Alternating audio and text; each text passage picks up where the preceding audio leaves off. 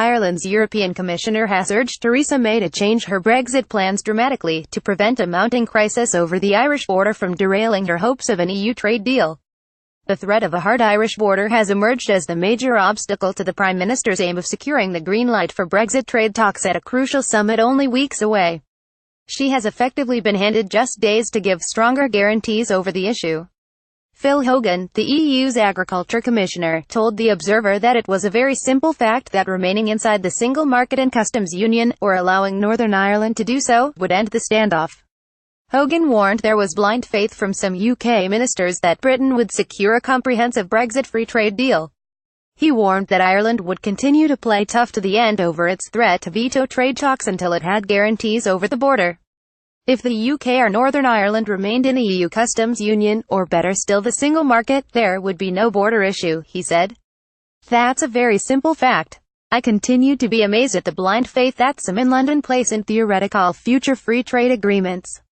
First, the best possible FTA with the EU will fall far short of the benefits of being in the single market. This fact is simply not understood in the UK. Most real costs to cross-border business today are not tariffs, they are about standards, about customs procedures, about red tape. These are solved by the single market, but not in an FTA. The Irish government wants a written guarantee that there will be no hard border with Northern Ireland, something Dublin believes can only be achieved, in effect, by keeping the region within the single market and customs union. However, the Democratic Unionist Party, whose support is propping up May's government, warned on Saturday it would never accept a post-Brexit deal that would effectively see a customs border pushed back to the Irish Sea. May has repeatedly made clear Britain will leave the single market and customs union. The Irish crisis came as Britain's former EU ambassador, Sir Ivan Rogers, warned May's Brexit strategy was an accident waiting to happen. Speaking after a speech at Hertford College, Oxford, he said completing the Brexit process was guaranteed to take a decade. He said that the Prime Minister's unrealistic hopes of securing a bespoke trade deal meant a car crash in the next few months was quite likely. EU Commissioner Phil Hogan. Photograph Michael Gottschalk. Getty Images. The internal market is an extraordinarily complex international law construct that simply doesn't work in a way that permits the type of options that the current government is pushing for, he said. So there is an accident waiting to happen, and it is going to happen because the other side is going to put on a table a deal which looks broadly like a Canada or a Korea deal.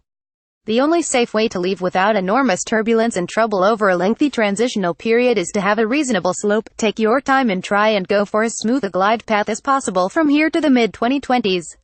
I can guarantee you that this is going to take a decade to do. We will not have reached a new equilibrium in British economics and politics until 2030. Hogan warned Britain may struggle to keep the 59 trade deals it now has through the EU on the same terms. The UK would be running to stand still, he said. When it comes to trying to negotiate new FTAs with the rest of the world, Britain will be pushed around the way the EU, with currently more than 8 times the UK population, will never be. The US have already started their attack on standards, so chlorine chicken and hormone beef for the British Sunday roast. Post-Brexit India will insist on visas that the UK can never give. Australia and New Zealand are a long way away and of very limited economic interest. And any deal with China will be a one-way street in terms of costs and benefits for the UK. Ministers are under mounting pressure to come clean over the extent of economic damage that a no-deal outcome could cause to the economy. In the budget, Philip Hammond announced that the Office for Budget Responsibility revised downwards forecasts for UK growth over the next few years, mainly because of concerns of low productivity growth. But the OBR made clear that these downgrades were premised on a benign outcome to Brexit negotiations. Both the Treasury, privately, and leading independent economists recognize that actual growth will be considerably lower than the gloomy budget projections if the UK does not achieve most of its negotiating goals, or if there is a no-deal result. Government sources said ministers would this week release sections of assessments into the potential economic impact of Brexit carried out across Whitehall, which until recently they had tried to keep secret.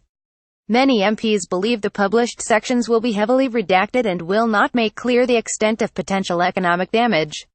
Last night Nicky Morgan, who chairs the Treasury Select Committee, said it was essential that as many projections as possible were made public. The latest work by economists at the London School of Economics estimates that if the UK crashes out of the EU with no deal, the impact will be far more severe than the projections in the budget suggested. Thomas Sampson of the LSE's Centre for Economic Performance said Brexit could reduce UK living standards by up to 9% in the most pessimistic case.